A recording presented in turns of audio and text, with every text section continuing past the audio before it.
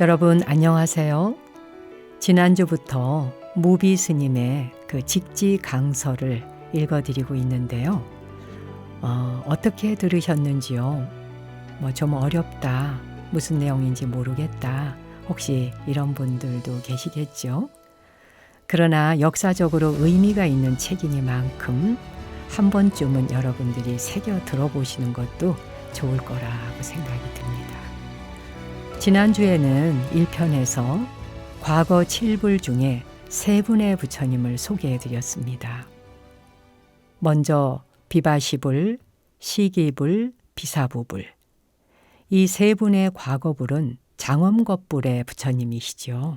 오늘부터 소개해드릴 2편에서는 현겁불에 해당하는 4분의 부처님을 먼저 소개할 겁니다. 구류손불, 구나한모니불, 가섭불, 석가모니불. 이렇게 4분의 현겁불에 이어서 서가모니 부처님의 제자이기도 하고 또 그 제자의 제자들이기도 한 서천의 조사 스님들이 바로 이어집니다.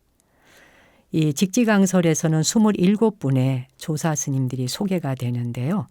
그 서천의 조사 중에서 여러분에겐 오늘 5분만 소개하려고 합니다. 가섭존자, 안한존자, 분하야사존자, 마명존자, 용수존자. 한 번쯤은 다 들어보셨을 이 유명한 분들을 소개해드리겠습니다.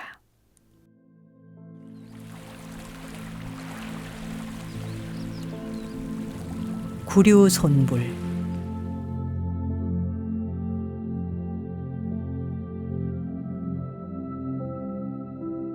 구류손 부처님은 현재 현겁의 첫 번째 부처님이다.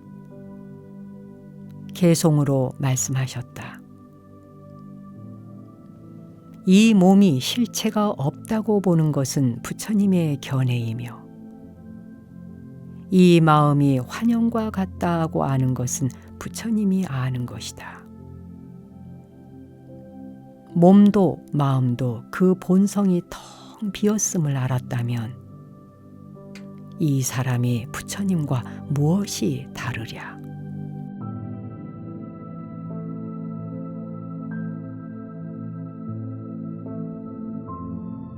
구류손 부처님에 대하여 장아함경 중 대본경의 이야기에는 사람들의 평균 수명이 4만 년을 살 때 출현하셨다고 되어 있다.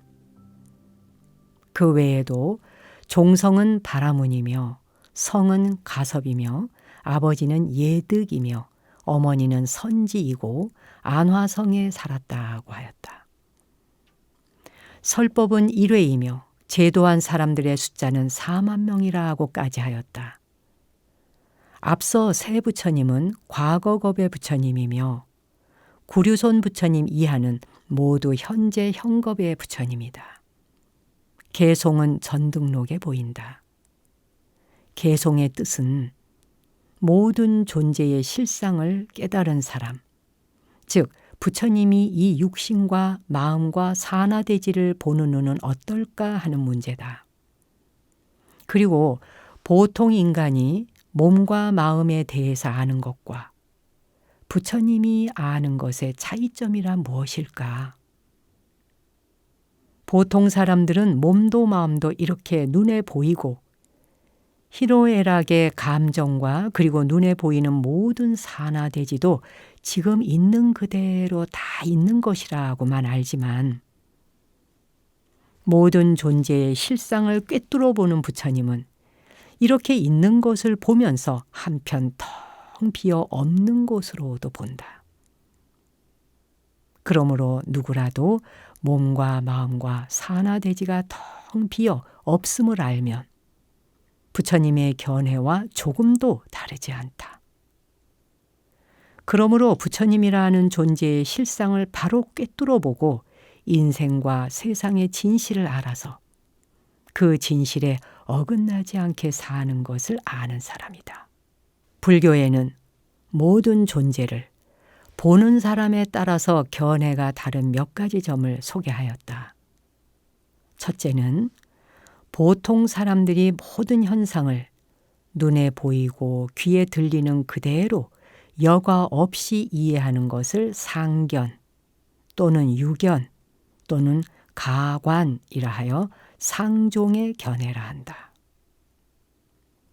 둘째는 텅 비어 없으며 무상하고 허무한 것이라고 보는 것을 공견 또는 무견 또는 공관이라 하여 공종의 견해라 한다.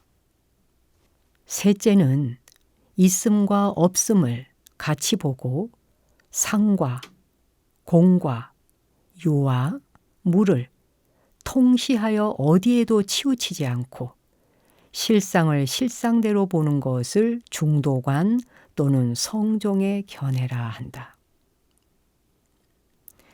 이 세 가지 견해 중에서도 존재의 있음의 견해에서 존재를 없음으로 볼 줄 아는 것이 무엇보다 어려우므로 불교에서는 더 높은 차원의 중도적인 견해를 이야기하기보다는 공으로 보고 무상으로 보는 것을 강조한다. 그래서 공관을 주창하는 반야부의 경전이 무려 600여 부나 되며 금강경이나 반야심경이 그토록 많이 읽히는 이유가 여기에 있다.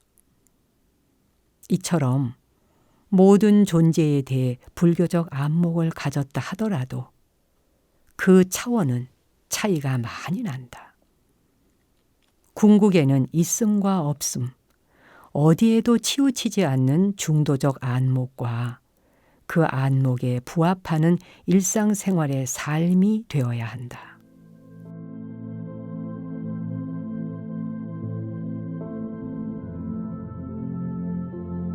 이 몸이 실체가 없다고 보는 것은 부처님의 견해이며 이 마음이 환영과 같다고 아는 것은 부처님이 아는 것이다.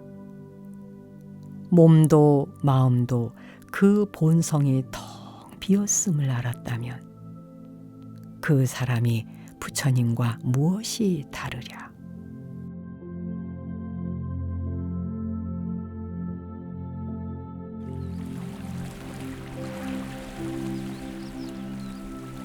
구나 한모니불.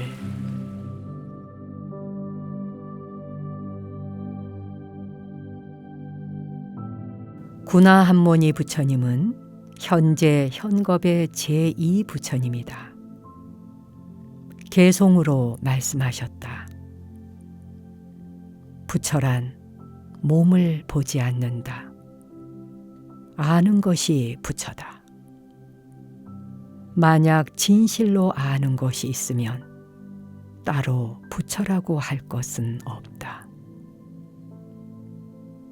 지혜로운 사람은 능히 죄의 성품이 텅 빈 것을 알아서 편안하고 태연하여 생사를 두려워하지 않는다.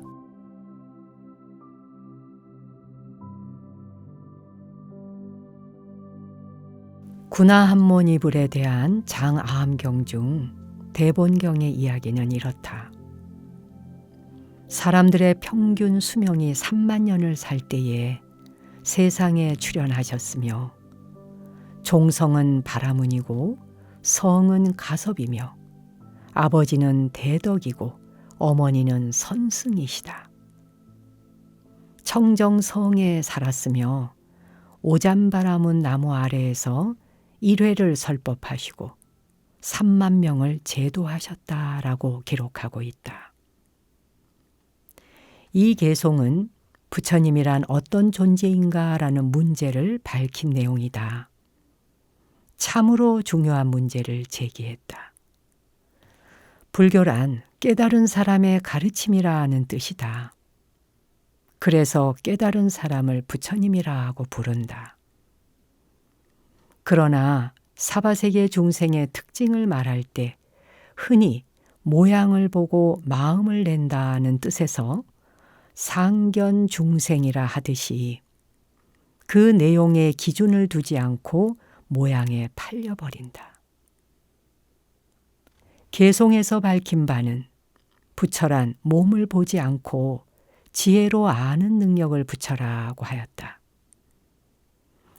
일찍이 원효 스님도 신해라는 말을 써서 우리들 보통 인간들도 신비롭게 아는 능력이 있어서 그 신비롭게 아는 능력 그것이 위대한 존재라고 했으며, 고덕들도 영지라는 말을 써서 사람이 본래로 아는 이 능력은 참으로 신령스러운 일이라고 높이 평하였다. 신비하면서도 신령스럽게 아는 능력이란 무엇인가? 배가 고프면 음식을 찾아 먹고 피곤하면 잠을 잘 줄 아는 것이다. 부르면 대답할 줄 알고 춥고 더운 것을 알아서 잘 대처할 줄 아는 그 능력, 그 사실, 그 사람이다. 때로는 화도 내고 때로는 펑펑 울기도 할 줄 아는 능력이 부처이며, 그와 같은 능력이 있는 사람이 그대로 위대한 부처님이다. 인류사에서 가장 부처님다운 훌륭한 부처님이 우리나라에 있다. 석굴암의 불상이다. 그러나 그는 추운 줄도 모르고 더운 줄도 모른다. 불러도 대답이 없다. 저렇게 오래 앉아 있건만 배가 고픈 줄도 모르고 다리가 아픈 줄도 모른다. 당신에게 바친 돈을 누가 훔쳐가도 모르며 심지어 누가 법당에 불을 질러도 모른다. 그와 같은 부처님이 세계에서 가장 아름답고 훌륭한 부처님이라고 하지 않던가. 그래서 얼마나 많은 사람들이 자기의 욕심을 부당하게 채우기 위해서 간절히 빌고 때를 쓰지 않던가. 이와 같은 진실을 모르는 무지몽매한 중생들에게 구나한모니 부처님은 부처란 몸뚱이가 아니라 아는 능력을 가진 사람이 곧 부처다라고 하였다. 그래서 사람이 곧 부처님이다라는 인불사상은 불교의 큰 근본이 되는 과거 칠불에서부터 역대 조사들을 거쳐오면서 지금까지 변함없이 부르짖는 정법 불교의 대선언이다. 모든 인간을 부처님으로 바로 보고 바로 이해시키는 이 가르침보다 더 위대하거나 우선하는 가르침은 없다. 그가 언제 어디에 살고 무엇을 하는 누구이든 관계없이 모두가 이 큰 원리와 큰 원칙 안에 모두 포함되기 때문이다. 불교의 위대하고 훌륭한 점이 바로 이것이며 불교의 생명이다.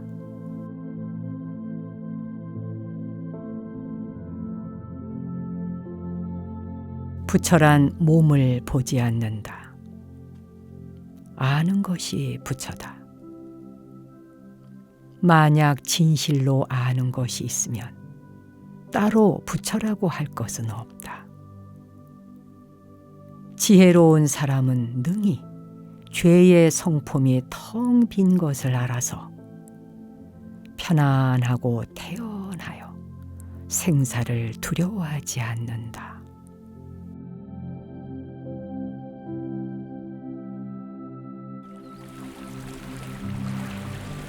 가섭불.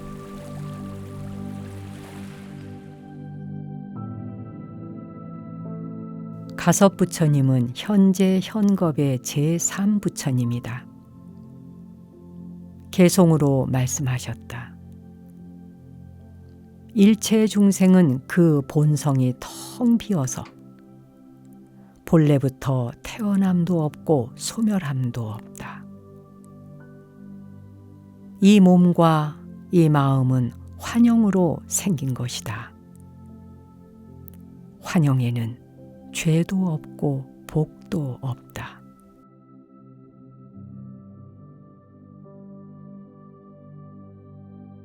가섭불에 대한 장아함경 중 대본경의 이야기는 이렇게 되어 있다. 사람들의 평균 수명이 2만 세를 살 때 세상에 출현하셨으며 종성은 바라문이고 성은 가섭이다. 아버지는 범덕이며 어머니는 제주이다. 파라나 성에 머무시면서 니구율 나무 아래에서 일회를 설법하시고 2만 명을 제도하셨다라고 했다. 가섭 부처님은 석가모니 부처님의 바로 윗대의 부처님이기 때문에 다른 경전에도 자주 등장하는 부처님이다. 가섭이라는 말은 음광이라고 번역하는데 빛을 머금고 있다라고 할 수 있다. 그 뜻이 매우 오묘하여 부처님의 제자들 중에도 마하가섭, 우루빈나가섭, 가야가섭, 나제가섭, 심력가섭 등 5명이나 있다. 왜 불교의 경전에는 어떤 경전을 막론하고 부처님이 그토록 많이 등장하는가? 석가모니 부처님 당시의 사회 사정으로 볼 때 석가모니 부처님의 사상과 주의 주장들은 가히 혁명적이며 반사회적이라고 할 만하다. 사람을 모든 존재에서 가장 우위에 두고 신을 섬기지 않는 문제라든지 모든 인간은 본래로 평등하다고 보아 사성계급을 부정한 문제라든지 우주와 인생의 존재 원리는 절대자의 창조가 아닌 연기에 의한 것이라는 주장 등은 참으로 당시로서는 하늘이 놀라고 땅이 흔들릴 만한 새로운 사상이었다. 그 외에도 더욱 고준하고 심오한 진리의 가르침들이 많다. 그렇다면 이 모든 새로운 사상들은 석가모니 부처님이 비로소 창안한 것인가? 아니면 그 이전부터 오랜 세월 동안 이 세상에 존재하였던 필연적인 진리라는 사실을 다만 모르고 있었을 뿐이었는가 하는 문제이다. 그 해답이 바로 칠불사상이다. 그 모든 위대한 사상들은 결코 석가모니 부처님이 비로소 창안한 것이 아니라 까마득한 옛적부터 최소한 우리가 살고 있는 이 지구에서는 모든 생명의 역사와 함께 있었던 필연적인 진리를 다만 석가모니 부처님이 깨달음을 통해서 세상에 다시 드러낸 것에 불과하다는 뜻이 깔렸다. 법화경의 진리가 그렇고 화엄경의 진리가 그렇다. 그러므로 모든 경전은 석가모니 부처님뿐만 아니라 과거의 무수한 부처님을 등장시켜 진리의 증거자로 삼았다. 심지어 미래의 부처님까지 거론하면서 앞으로 올 부처님들도 역시 이러한 진리에 의하여 사람들을 가르치고 제도할 것이라고 하고 있다. 과거 부처님과 미래 부처님과 그 외에 시방의 무수한 천불만불의 등장을 이렇게 이해하여야 할 것이다. 그래서 시방과 삼세를 통해서 제석천의 궁전을 덮고 있는 그물의 구슬에 비친 모습 제망 차례처럼 중중무진한 부처님들이라 한다. 가섭 부처님의 개송은 모든 인간이 생과 사를 거듭하면서 죄와 복이라는 문제에 시달려 온갖 고통을 받고 있는데 깨어있는 눈으로 잘 살펴보면 실은 일체 중생의 본성은 텅 비어 있어서 본래부터 태어남도 없고 소멸함도 없다고 하였다. 인간의 죄와 복과 그리고 그로 말미암은 온갖 고통은 생과 사를 근거로 하는 것인데 생도 사도 텅 비어 없는 것이라면 죄와 복인들 어디에 있겠는가라는 뜻이다. 이 몸과 이 마음이 모두 환영이므로 환영에는 본래부터 죄도 복도 없다. 이렇게 알면 어떤 상황에서도 자유롭고 편안하며 깃털처럼 가볍게 살 수 있으리라.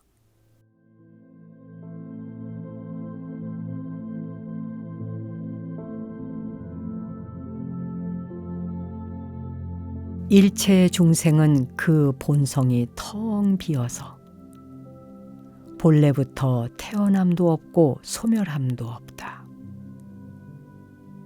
이 몸과 이 마음은 환영으로 생긴 것이다. 환영에는 죄도 없고 복도 없다.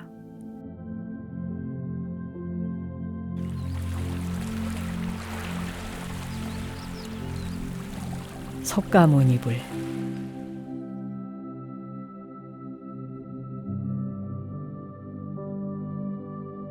석가모니 부처님은 현재 현겁의 제4부처님이다.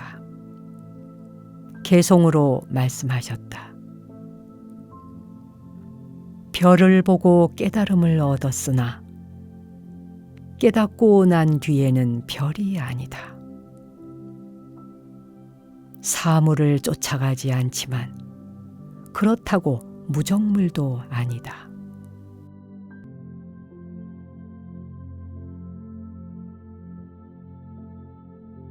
앞에서 보아왔던 6 부처님은 상징적인 의미가 있을 뿐 역사적으로 실존했던 부처님은 아니다. 그러나 석가모니 부처님은 역사적으로 실존했던 분이다. 즉, 고대 인도의 종교 지도자로 불교의 창시자이다. 성은 고타마이며 이름은 시다르타이다. 석가족 출신으로서 진리를 깨달은 사람이라는 의미에서 석가모니 부처님이라고 한다. 석가모니 부처님의 출생과 열반의 시기는 확실치 않다. 20세기의 역사가들은 대체로 기원전 563년 무렵에 태어나 기원전 483년 무렵에 열반에 든 것으로 추정하지만 1956년 11월 제4차 세계 불교도 대회에서 석가모니 부처님의 생존 시기를 기원전 624년에서 기원전 544년까지 생존하였던 것으로 공식 채택하였다. 오래된 일이라 정확하지 않은 여러 가지의 설이 있지만 29세에 출가하여 6년간 수많은 스승을 찾아다니면서 고행을 하다가 35세에 성도하시고 45년 동안 교화하시다가 80세에 열반에 드셨다고 한다. 전통적인 북방불교에서는 30세에 성도하여 49년간 교화하시고 80세에 열반에 드셨다고도 한다. 그래서 한때 북방불기와 남방불기가 다르게 표기되기도 하였다.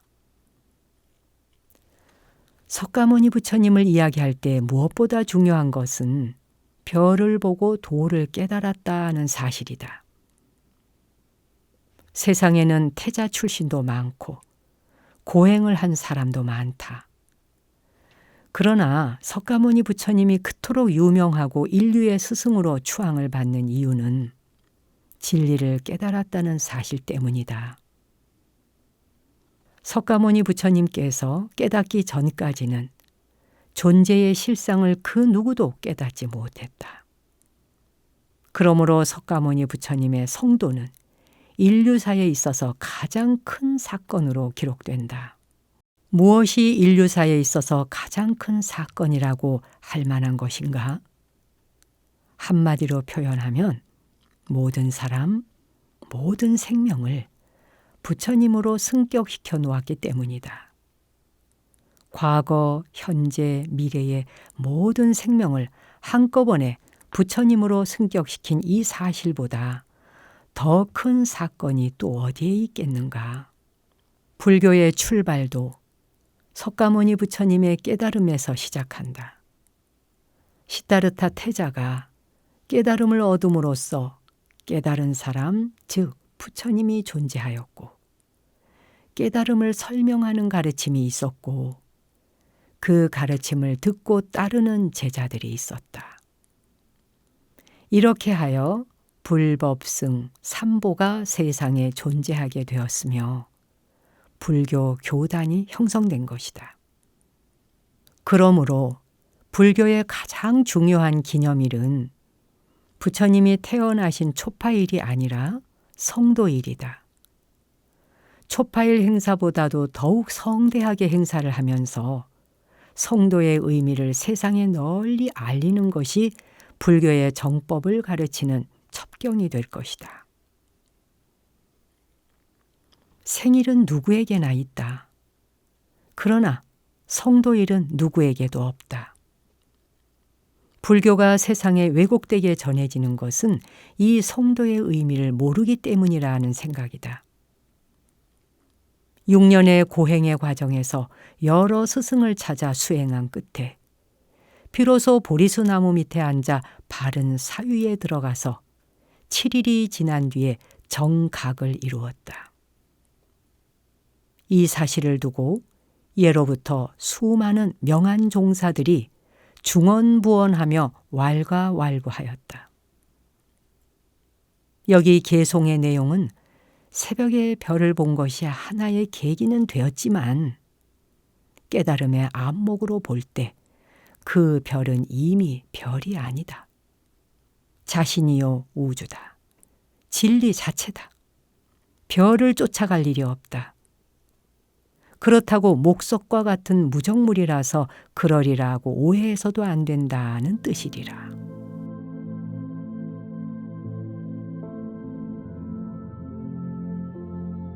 별을 보고 깨달음을 얻었으나 깨닫고 난 뒤에는 별이 아니다. 사물을 쫓아가지 않지만 그렇다고 무정물도 아니다.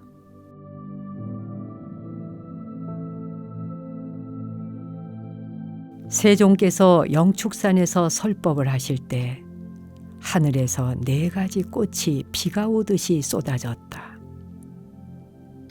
세종께서 드디어 꽃을 들어 대중에게 보였는데 가섭존자가 빙긋이 미소하였다. 세종께서 말씀하셨다. 나에게 정법의 눈과 열반의 미묘한 마음이 있는데 그것을 마하가섭에게 부촉하노라.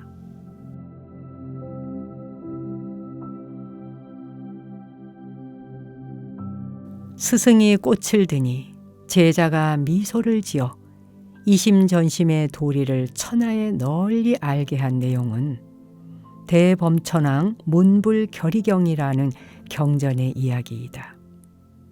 이 경전에는 이런 이야기가 전한다. 그때의 대범천왕이 부처님께 사례였다. 세종께서 세상에 오셔서 40여 년 동안 갖가지 설법을 하셨습니다. 어찌 미중유의 법문이 아니겠습니까? 어찌 말로 다 할 수 있는 법이라 하겠습니까? 원컨대 세상의 모든 사람과 천신들을 위하여 보여주십시오. 이 말을 마치고 금빛 나는 1000개의 잎이 달린 연꽃을 바치고 자신의 몸으로 법상을 대신하여 앉게 하며 진심으로 법을 간청하였다. 그때 세조는 그 자리에 앉아 문득 꽃을 들어 대중에게 보였다. 법회에 모인 100만 대중과 비구들은 묵묵하였다. 그때 오직 마하가섭 존자가 그것을 보고는 곧 파한미소하여 보였다. 그리고는 자리에서 일어나 합장하고 바로 서서 아무 말이 없었다. 그때의 부처님이 마하가섭 존자에게 말하였다. 나에게 정법을 깨달은 안목과 열반을 체득한 마음이 있다. 그것은 진실하고 영원한 것이지만 형상이 없는 미묘한 법문이다. 이것은 문자로 성립되지 않기 때문에 교 밖에 다르게 전한다. 지혜가 있든 없든 인연이 되면 증득할 것이다. 정법안장, 열반묘심, 실상무상, 미묘법문, 불림문자, 교외별전, 유지무지, 득인연증. 오늘 마하가섭에게 부촉하노니 미래세의 여러 부처님을 받들어 섬기고 나서 마땅히 성불하리라 라고 하였다. 이 이야기는 염화미소, 영산회상 거염화, 염화시중, 이심전심 등의 말로 요약하여 널리 전해지면서 선불교의 기원이 되었다. 무엇보다 중요한 것은 선불교의 기원을 이 경전의 이야기에 근거를 두고 있다는 점이다. 선불교는 참으로 멋지다. 아름다운 한 송이의 꽃에서 출발하였다. 그래서 선은 간결하고 달속하고 유연하고 아름답다. 선을 이야기하는 사람치고 이 이야기를 근거로 삼지 않는 이가 없다. 그러고 보면 선은 경전의 산물이다. 경전은 선불교의 어머니다. 결국은 문자로는 성립되지 않기 때문에 교밖에 다르게 전한다. 불림문자 교의 별전이라 는 경전의 가르침을 높이 숭상하는 곳이 선원이며 선불교다. 그러므로 경전은 선가에서 더욱 숭상하는 입장이 되었다. 참으로 바람직한 일이라고 하겠다. 선불교를 공부하는 사람들은 이 사실을 깊이 명심해야 하리라. 그러나 선은 인류가 창조한 것 중에 가장 위대한 정신문화이며 걸작품이다.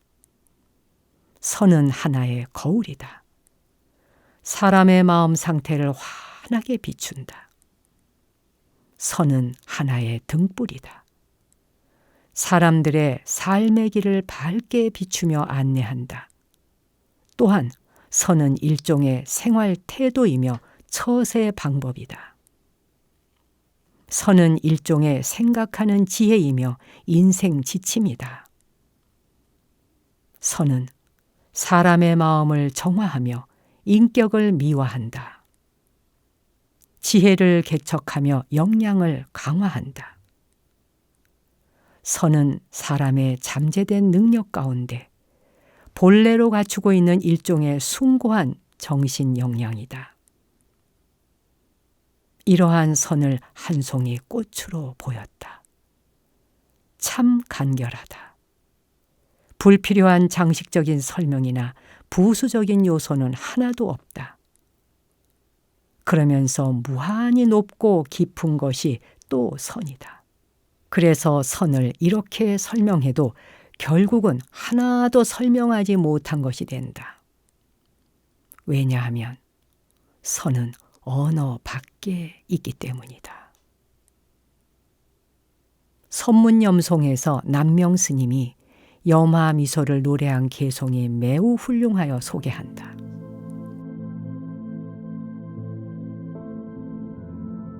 서리빨 바람이 땅을 스치며 마른 풀뿌리를 쓸어 가는데 누가 봄 소식이 벌써 온 줄 느꼈겠는가. 오직 고갯마루에 매화가 있어 비밀을 누설하여 외가지에서 홀로 눈 속에 피었도다.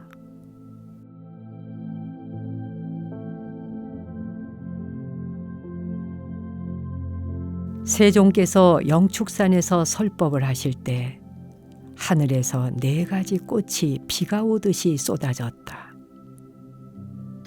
세종께서 드디어 꽃을 들어 대중에게 보였는데 가섭존자가 빙긋이 미소하였다. 세종께서 말씀하셨다. 나에게 정법의 눈과 열반의 미묘한 마음이 있는데 그것을 마하가섭에게 부촉하노라.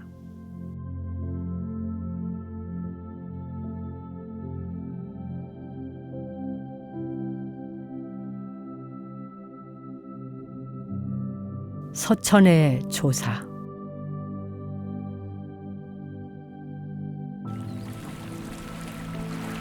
가섭존자.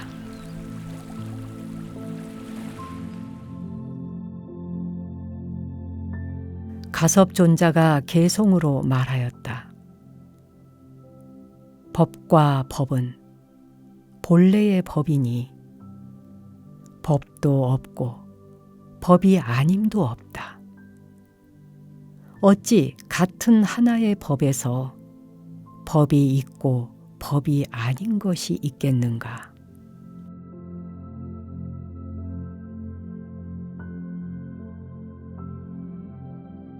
부처님 제자 중에 가섭이라는 이름을 가진 분이 여럿이다. 가장 대표적인 분이 소위 삼가섭이다. 우르빈나 가섭, 나제 가섭, 가야 가섭, 삼형제는 본래 불을 섬기는 이교도였으나 부처님의 교화를 입고 불교에 귀의하였다. 경전에 자주 등장하는 가섭은 이분들이다. 하지만 전등계보에 소개되는 분은 마하가섭으로 그는 불교 교단의 큰 어른으로 존경을 받았기 때문에 상수제자라고 한다. 마하가섭 존자의 수많은 교훈과 가르침이 전하는데 본래 욕심이 적고 엄격한 계율로 두타를 행하신 것이 뛰어나서 두타제일이라 한다. 또한 부처님이 열반에 들자 부처님의 가르침에 다소의 이견이 있었던 사람들이 기존의 교당 규칙을 어기면서 마음대로 말하고 행동하려는 경향이 있자 마하가섭 존자가 이를 염려하여 부처님 교법을 결집해서 법규를 다시 정립하기로 하였다. 그것이 소위 결집이다. 부처님께서 열반하신 지 3개월 만에 500명의 유능한 비구들을 왕사성 교회에 있는 칠렵굴에 모아놓고 마하가섭 존자의 주재 아래 아난 존자가 경을 외고 우팔리 존자는 유를 외워 3장 중에 2장이 완성되었다.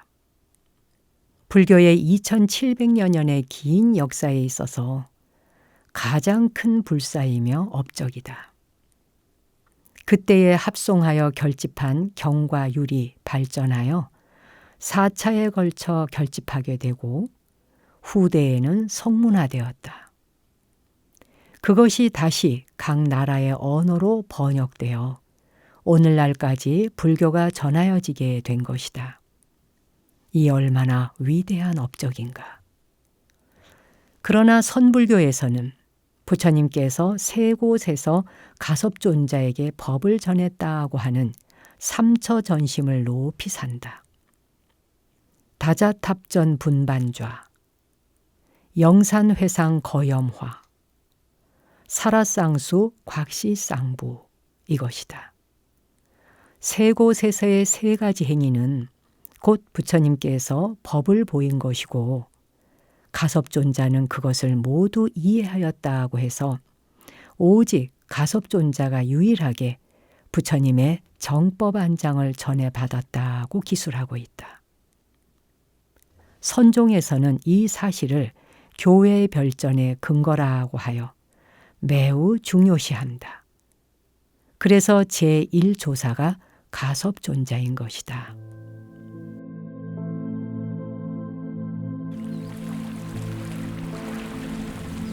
아난존자.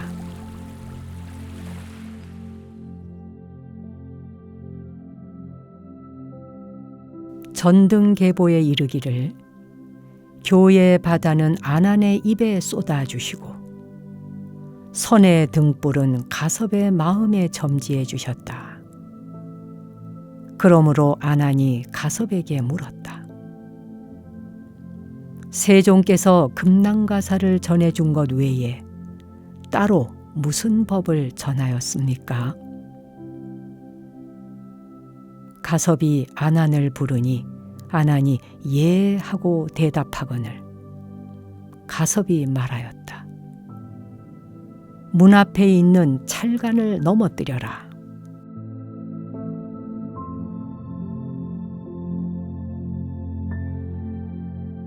서천의 두 번째 조사인 아난존자다. 아나는 세존의 10대 제자 중 한 사람이지만 선종에서는 가섭존자의 법을 이은 분으로 제2대 조사라고 칭한다. 아난을 무염, 환희, 경희라고 번역하는데 세존의 사촌 동생으로 카필라 성의 석가 종족 출신이다. 그의 전기에 의하면 부처님의 시자가 되어 가장 오래 부처님을 모시면서 부처님의 교법을 가장 많이 들었다. 어려서부터 총명이 남달라서 한 번 들은 것은 모두 다 기억하였으므로 부처님의 법문을 결집할 때 아난존자가 500아라한 중에서 송출하는 역할을 하였다고 한다. 그래서 모든 경전 서두에는 아난존자가 여시아문, 나는 이와 같이 들었다라고 하면서 그 경전의 내용을 들은 대로 제설하여 대중의 의혹을 풀었다는 사실은 불교사에 매우 중요한 일이다. 직지에는 가섭존자와 아난존자를 함께 이야기하였다. 내용에서 밝힌 대로 부처님의 교학은 아난존자가 부처님의 법문을 들은 대로 외워내어서 오늘날까지 널리 전하게 되었고, 선불교의 등불은 가섭존자의 마음에 심어주어 상전하게 되었다. 일찍이 서산 스님이 말씀하신 대로 선은 부처님의 마음이요 교는 부처님의 말씀이다. 말씀은 마음에서 나왔으며 마음은 말씀으로 표현된다. 그것이 다른 별개의 것으로 생각하여 높고 낮은 것을 나누거나 우열을 나눈다면 불교의 진실을 모르는 처사다. 아난존자가 가섭존자에게 법을 전해받는 문답이라고 해야 할 내용이 소개되었다. 아난이 묻기를 세종께서 금낭가사를 전해준 것 외에 따로 무슨 법을 전하였습니까? 라고 하였다. 가섭이 아난을 부르니 아난이 예 하고 대답하거늘 가섭이 말하였다. 문 앞에 있는 깃발, 찰간을 넘어뜨려라 라고 하였다. 아난존자의 질문은 가섭존자의 속을 꿰뚫어 보고 한 말이다. 속이란 살림살이이며 법이며 도다. 가섭이 부르고 아난이 대답한 것이 너무나도 확실하다. 군더더기가 없다. 다만 묻고 대답하는 그 사실이 있을 뿐이다. 그런데 가섭은 공연한 염려를 한 것이다. 아난존자에게는 이미 깃발이라 할 것이 없는데 가섭존자는 행여 깃발이라 할 만한 것이 조금이라도 남아 있을까 하여 철저히 점검한 것이다.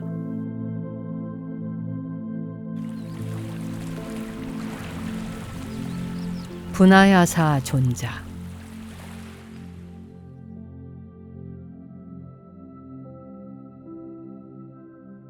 제11조 분하야사 존자가 이미 협존자에게 법을 얻고 곧 바라나국에 나아가니 마명대사가 있었다.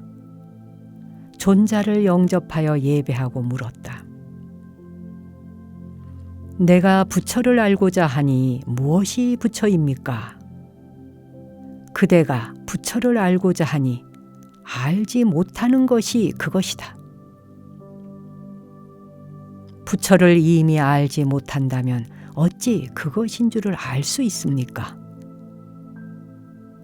이미 부처를 알지 못한다면 어찌 그것이 아닌 줄을 아는가? 마명이 화련히 깨달아서 곧 출가하여 승려가 되기를 구하거늘 분하야사 존자가 대중에게 말하였다. 이 대사는 옛날 비사리국의 왕이었는데 그 나라의 어떤 부류의 사람들이 말과 같이 벗고 살기에 마명대사가 신통력을 써서 몸을 나투어 노예가 되었다. 그래서 그들이 옷을 입을 수 있었다. 그 뒤에 다시 중인도에 태어나니 말과 사람들이 모두 감격하여 슬피 울었다. 그래서 이름을 말맞자 울명자 마명이라 하게 되었다. 이미 분하야사 존자를 만나 출가하고 구족계를 주게 되었다. 그래서 곧 열애의 큰 법을 지금 그대에게 부촉하노라 하시고 곧 개송을 설하였다. 미혹과 깨달음이 숨겨짐과 나타남과 같으며 밝고 어두움도 서로 떠나 있지 않다. 지금 숨겨짐과 나타남의 이치를 부촉하노니 하나도 아니고 또한 둘도 아니로다. 법을 부촉하여 마치고 곧바로 고요히 원적에 드시었다.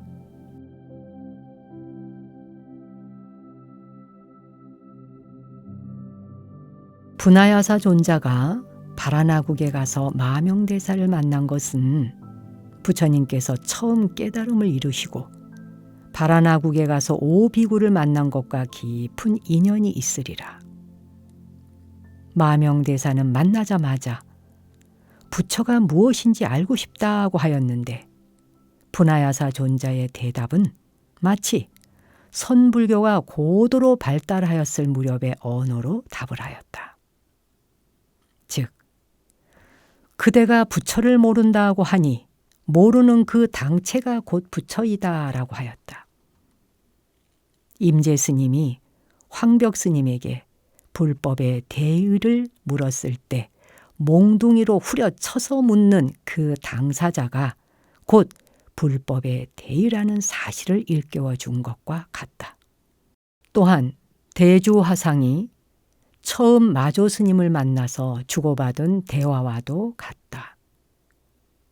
마조 스님이 묻기를 여기에 와서 무엇을 구하려는가 하니 불법을 구하려 합니다.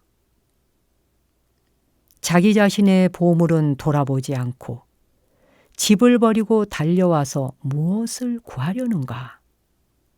여기에는 아무것도 없는데 무슨 불법을 구한다는 말인가? 무엇이 저의 보물입니까? 지금 나에게 묻는 그 사람이 곧 그대의 보물이다. 그것에는 일체 모든 것이 부족하였기 때문에 아무것도 부족함이 없다. 마음껏 자유롭게 쓸 수 있거늘 왜 밖을 향해서 구하려 하는가? 라고 하니 대주화상이 그 말을 듣자마자 스스로 본래의 마음자리가 불법이라는 사실을 깨달았다. 그렇다. 부처가 무엇인지 알든 모르든 상관없이 그대로가 부처이다. 알면 아는 그 자체이고 모르면 모르는 그 자체이다. 그 밖에 달리 부처를 구하면 부처와는 10만 8천리 멀어진다. 분하야사 존자는 불멸 400여 년경에 이미 이처럼 발달한 대화법으로서 마명대사를 깨우쳤던 것이다. 분하야사 존자의 전법 개송이 매우 절묘하다. 불교에서 깨달음을 가장 중요하게 여기는데 그 깨달음의 실체에 대해서 설파하였다. 깨달음과 깨닫지 못한 미혹의 상태란 마치 어떤 사물이 나타나 있는 것과 숨어 있는 것의 차이와 같다는 것이다. 예컨대 다이아몬드가 손바닥에 있든 장롱 속에 있든 책상 위에 있든 무슨 상관인가? 아니면 똥통 속에 있든 거름 무더기 속에 있든 밭에 있든 그 자체는 달라진 것이 없으며 그 가치도 또한 전혀 달라진 것이 없다. 책상 위에 있으면 나타나 있다 하고 장롱 속에 있으면 숨어 있다고 말할 뿐이다. 불교에서 깨달았느니 깨닫지 못했느니 하는 것은 아무런 차이도 없으며 깨달은 사람과 깨닫지 못한 사람의 가치와 차별도 전혀 없다. 어두운 공간이 밝아졌다고 해서 어둠이 실체가 있어서 어디로 빠져나간 것도 아니며 어둡다가 밝아졌다고 해서 그 밝음이 어디에서 들어온 것도 아니다. 이처럼 깨달음과 미혹이라는 것도 실체가 있어서 깨달았다 하거나 미혹하다고 하지 않는다. 이미 그냥 그대로 충만한 존재이다. 그래서 분하야사 존자는 숨고 나타남은 하나도 아니며 둘도 아니라고 하시고 이치로서 전법을 하였다.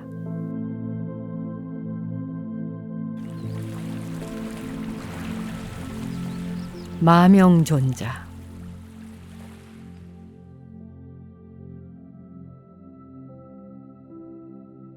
제12조 마명존자에게 어느 날 어떤 외도가 있어서 논의할 사람을 찾았다. 국왕과 대신들과 그리고 사부 대중을 논의하는 장소에 함께 모았다. 마명존자가 말하였다. 그대의 뜻은 무엇으로 종을 삼는가? 외도가 말하였다. 무릇 모든 언설을 내가 능히 깨트립니다. 마명존자가 국왕을 가리키면서 말하였다. 지금 나라가 편안하고 대왕도 장수하시니 청하노니 그대는 한번 깨트려 보라 하였다. 외도가 그만 굴복하였다.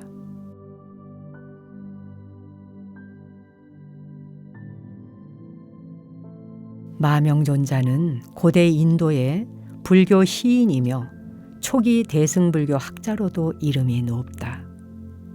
불교를 소재로 한 산스크리트의 미문체 문학을 창작하여 인도 문학사상 불후의 업적을 남겼다.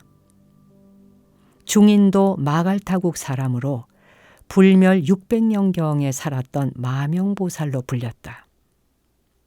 본래는 외도의 집에 태어나서 논의를 잘하여 불교를 헐뜯었는데 분하야사 존자와 토론을 하여 설복을 당하자 불교에 귀의하고 제자가 되었다. 그 뒤부터 마갈타국을 중심으로 전법을 하였는데 가니세카 왕이 중인도를 정복하고 배상금 대신에 마명존자를 데리고 부인도로 돌아갈 정도로 존경받았다고 한다. 마명존자는 북쪽의 월지국에 들어가서 왕의 보호를 받으며 대승불교를 전파하였다. 마명존자는 대승불교의 시조라고 할 수 있다. 대승불교에 관한 저술로서 대승불교 운동을 일으켰던 대승의 논사이기 때문이다. 특히 대승기신론 1권과 부처님의 행적을 최초로 기록한 불소행찬 5권은 매우 널리 알려진 마명존자의 저술이다. 마명존자 자신이 외도로 있을 때 분하야사 존자와 토론을 하여 굴복당하고 불교에 귀의하였듯이 자신도 외도들과 토론을 하여 굴복시키는 사실을 전하고 있다. 국왕과 대신들 앞에서 백성으로서 국왕을 부정하는 말을 하게 하였으니 어찌 외도가 감당할 수 있었겠는가. 그 토론이 짧지만 매우 교묘하다 하겠다. 직지에는 생략이 되었으나 전등록에 나오는 마명존자의 전법 개송은 다음과 같다.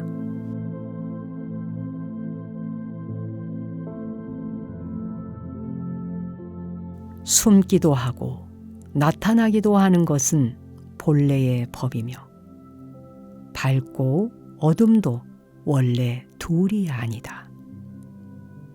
지금 깨달음의 법을 부촉하노니 취할 것도 아니며 또한 떠날 것도 아니니라.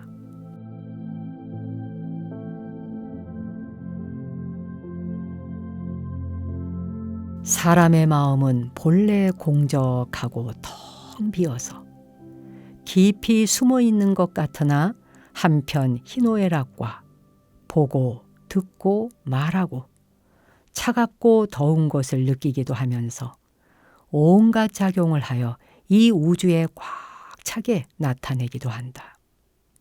이것이 본래의 법이다. 마음뿐만 아니라 실은 모든 존재가 다 그렇다.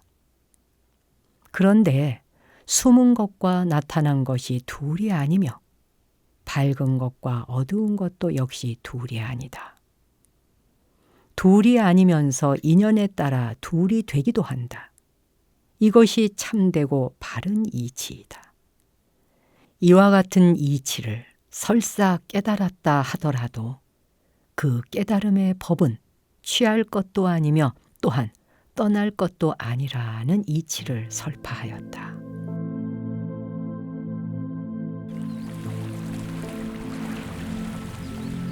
용수존자.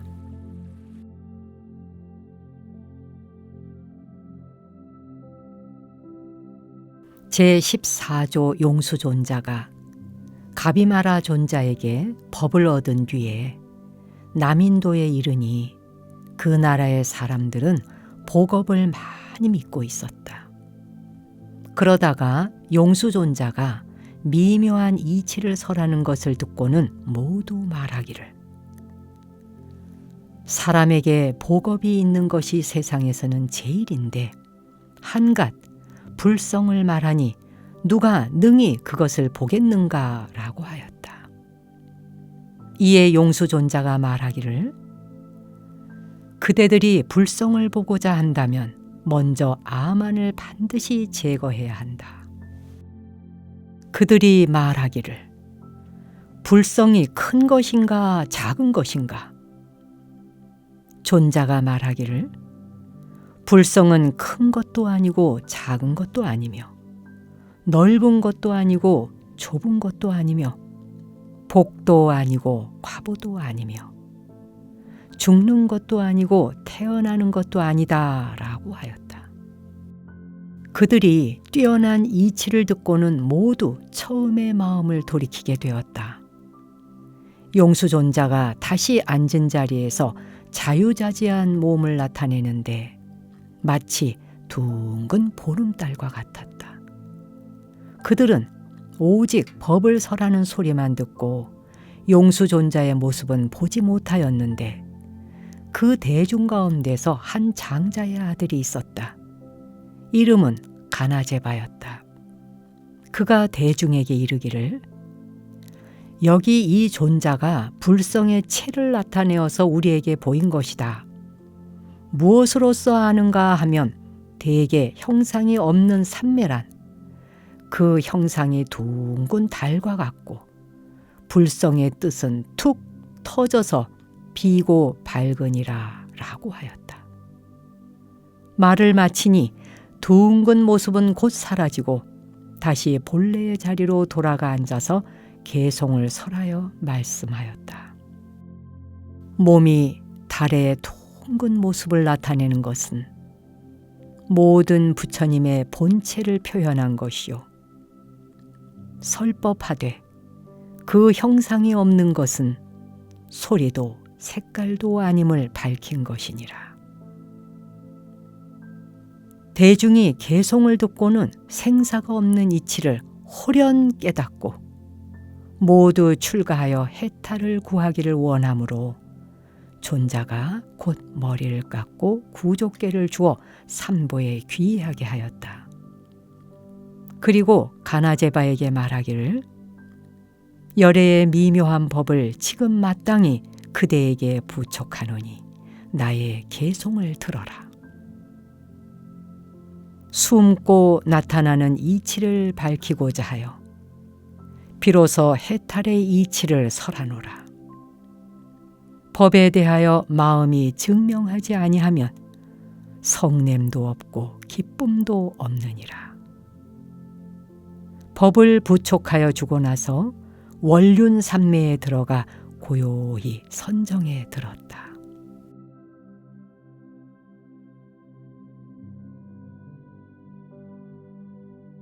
용수보살은 남인도 출생으로서 북인도로 가서 당시 인도의 모든 사상을 공부하였다. 다시 초기 대승불교 사상을 연구하고 그 기초를 확립하여 8종의 조사로 불리는 위대한 성자이다. 모든 것이 독립적으로 존재할 수 없으며 공의 측면에서 보는 중도적 견해를 취했기 때문에 후세의 중간파라고도 불렸던 분이다. 용수존자가 교화를 펴려고 남인도에 갔을 때 그곳 사람들은 생사를 해탈하는 불생불멸의 깊은 이치에는 관심이 없고 오직 복업에 대한 것만 믿고 있었다. 예나 지금이나 보통 사람들의 관심사는 오직 복 짓는 것에 대한 것뿐이다. 불교의 진리가 아무리 참되고 바르고 뛰어나다 하더라도 그것에는 관심이 없고 다만 눈앞의 이익과 손해에만 뜻이 있고 복이 되고 죄가 되는 일에만 마음이 있다면 생사를 해탈하는 불생불멸의 높은 진리에 대해서는 알 길이 없다. 만약 세속의 가치관대로 복업의 이치만을 설한다면 그것은 이미 불교가 아니다. 불교가 이 땅에 존재하는 의미를 잃게 된다. 법문을 듣는 대중이 불성의 이치를 이해하든 못하든 상관없이 생사해탈의 길인 불성의 이치를 설법하였다는 사실이 중요하기 때문에 직지를 편찬하신 백운 화상은 이 사실을 기록하여 우리에게 들려준 것이다.